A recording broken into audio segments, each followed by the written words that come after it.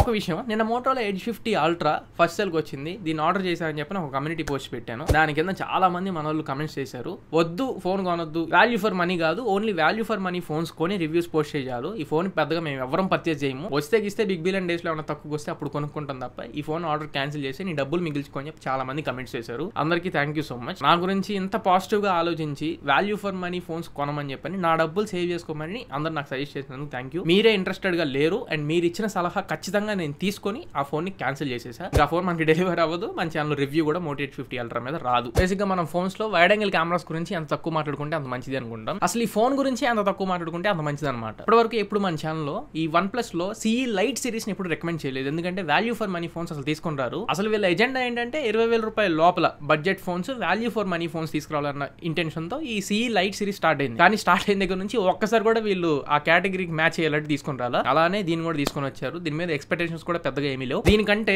వెర్డిక్టే నేను ఇప్పుడు చెప్పేస్తున్నాను, కళ్ళు మూసుకొని iQOO Z9 తీసుకోండి. అది దీనికంటే far far far better value for money phone అయితే. ఈ ఫోన్ నేను తెప్పించి unboxing, review and camera review ఈ 3 వీడియోస్ మన ఛానల్ పోస్ట్ చేశాను. రివ్యూ 1 lakh ప్లస్ వ్యూస్ ఉన్నాయి. ఒకసారి ఆ రివ్యూ చెక్ చేయండి, నేను డిస్క్రిప్షన్ లో అండ్ పిన్ కామెంట్స్ లో ఇస్తాను. కెమెరా రివ్యూ కూడా చెక్ చేయండి. The best in segment phone ఇప్పటికీ iQOO Z9 18,000 రూపాయలు. ఎందుకు ఈ మాట అంటున్నాను అంటే, ఫస్ట్ థింగ్ ప్రైస్ దగ్గర నుంచి చూసుకుంటే 20,000 రూపాయలు పెట్టారు. 8GB 128GB variant. Same iQOO Z9 కూడా అలానే వస్తుంది. iQOO లో మీకు 2,000 రూపాయల కార్డ్ ఆఫర్ తో 18,000కి వచ్చింది. ఇది చూసుకుంటే 1000 రూపాయల కార్డ్ ఆఫర్ ఇచ్చారు, 19,000కి వస్తుంది. సరే ప్రైస్ ఒక 1000 రూపాయలు అటు ఇటు అయినా పర్లేదు అనుకోవచ్చు. స్పెసిఫికేషన్స్ లోకి వెళ్తే నాట్ CE4 లైట్ లో స్నాప్డ్రాగన్ 695 ప్రాసెసర్ తో వస్తుంది. 6 నానోమీటర్ బిల్డ్ టెక్నాలజీ మీద బిల్డ్ అయిన ప్రాసెసర్. వీళ్ళ ప్రీవియస్ 2 సిరీస్ నుంచి ఇదే ప్రాసెసర్ చూస్తున్నాం. CE2 లైట్, CE3 లైట్, మళ్ళీ CE4 లైట్ లో కూడా అదే ప్రాసెసర్ తీసుకుని వచ్చారు. ఇదే 695 ప్రాసెసర్ 13,000-14,000 రూపాయల్లో కూడా ఉన్నాయి. వాటిని కార్డ్ ఆఫర్ అవి పెట్టుకుంటే 12,000-13,000 కూడా అదే ప్రాసెసర్ వచ్చేస్తుంది. మీకు iQOO Z9 లో Dimensity 7200 ప్రాసెసర్ ఉండేది. అది 25,000 రూపాయలు అరౌండ్ లో. ఇంతకు ముందు iQOO Z7 ఏవైతే ఫోన్స్ ఉన్నాయో వాటిలో యూస్ చేసిన ప్రాసెసర్ 18,000కి వచ్చేస్తుంది మీకు ఆ ప్రాసెసర్. iQOO Z9 ప్రాసెసర్ లో మీకు Antutu స్కోర్స్ ఒకవేళ గేమింగ్ చేసుకునే వాళ్ళు ఉంటే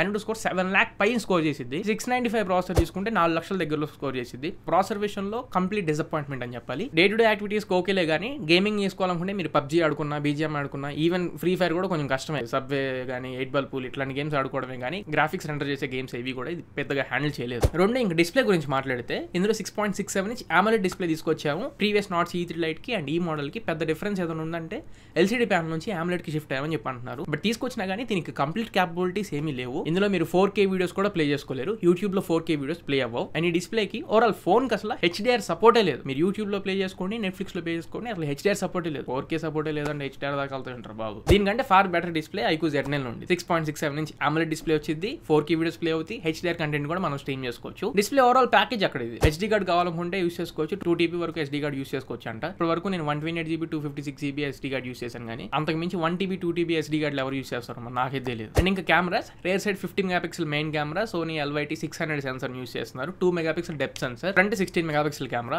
3 కెమెరాల గురించి తక్కువే మాట్లాడాలి. కొద్ది గొప్ప డేలైట్ కండిషన్ లో ప్రైమరీ కెమెరా 600 సెన్సర్ అనేది కొంచెం బెటర్ పర్ఫార్మెన్స్ చేసింది కాబట్టి ప్రైమరీ కెమెరా డేలైట్ వరకు కూడా కొంచెం హోప్స్ పెట్టుకోవచ్చు. రిమైనింగ్ కెమెరాస్ ఏవి కూడా యూస్ఫుల్ కెమెరాస్ కాదు. ఫ్రంట్ కెమెరా తీసుకున్నా డెప్త్ సెన్సర్ తీసుకుని ఏది ఉపయోగించుకోలేదు. ప్రైమరీ కెమెరా కూడా నైట్ టైం ఎక్కువ హోప్స్ పెట్టుకోమాకండి. అదే మీరు iQOO Z9 లో చూసుకుంటే ఇమేజ్ ప్రాసెసింగ్ మాత్రం నెక్స్ట్ లెవెల్ ఉండిద్ది. iQOO Z9 మీద డెడికేటెడ్ కెమెరా రివ్యూ కూడా నేను పోస్ట్ చేశాను. అండ్ ఇంకా battery 5500 mAh battery not CE3 light తో కంపేర్ చేస్తే 500 mAh పెరిగింది. 80 వాట్ ఛార్జింగ్ బాక్స్ లో ప్రొవైడ్ చేస్తున్నారు. ప్రీవియస్ జనరేషన్ 67 వాట్ వచ్చేది, ఇక్కడ 80 వాట్ తీసుకొచ్చారు. ఈ ఫోన్ మొత్తంలో కొద్దిగా ఏదైనా బెటర్ ఉంది, కొంచెం మనకు ఉపయోగపడేది ఏమైనా ఉందా అంటే ఈ బ్యాటరీ తప్ప ఇంకేమీ లేదు. మార్కెట్ లో ఇంకా బెటర్ ఆప్షన్ ఉన్నప్పుడు మనం దీన్ని ఎందుకు పిక్ చేసుకోవాలి? జస్ట్ OnePlus బ్రాండ్ కోసం తప్ప వేరే బ్రాండ్స్ ని వద్దు, ఈ ఫోన్ నేను పిక్ చేసుకోవాలనుకోవడానికి వర్త్ పాయింట్స్ ఏమి నాకు ఇక్కడ కనబడట్లా. సో ఈ ఫోన్ అసలు నేను ఆబ్వియస్ గా ఇంకా నేను సజెస్ట్ చేయను. డైరెక్ట్ ఒపీనియన్ నేను చెప్తున్నాను, OnePlus నాట్ CE4 లైట్ కంటే కూడా అన్ని విధాల iQOO Z9 5G అనేది బెటర్ వాల్యూ ఫర్ మనీ. మళ్ళీ ఇంకొక విషయం, iQOO Z9 నాకేమీ డబ్బులు ఇవ్వలేదు అండ్ ఏ బ్రాండ్ నాకు డబ్బులు ఇవ్వదు. డబ్బులు ఇచ్చేంత సినిమా ఇంకా నా ఛానల్ లేదు కాబట్టి